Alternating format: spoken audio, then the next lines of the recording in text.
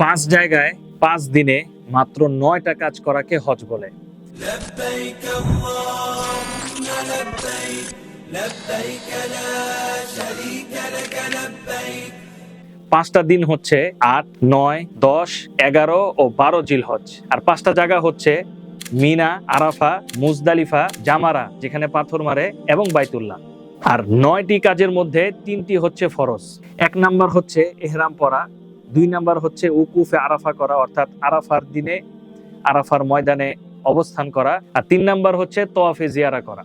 আর 6টি কাজ হচ্ছে ওয়াজিব। 1 নাম্বার হচ্ছে মুজদালিফায় অবস্থান করা, 2 নাম্বার হচ্ছে কঙ্কর নিক্ষেপ করা, 3 নাম্বার হচ্ছে কুরবানি করা, 4 নাম্বার হচ্ছে মাথা হলক করা, 5 নাম্বার হচ্ছে সাফা মারওয়া সাই করা, আর 6 নাম্বার হচ্ছে মক্কা ত্যাগের পূর্বে বিদায়ী তওয়াফ করা।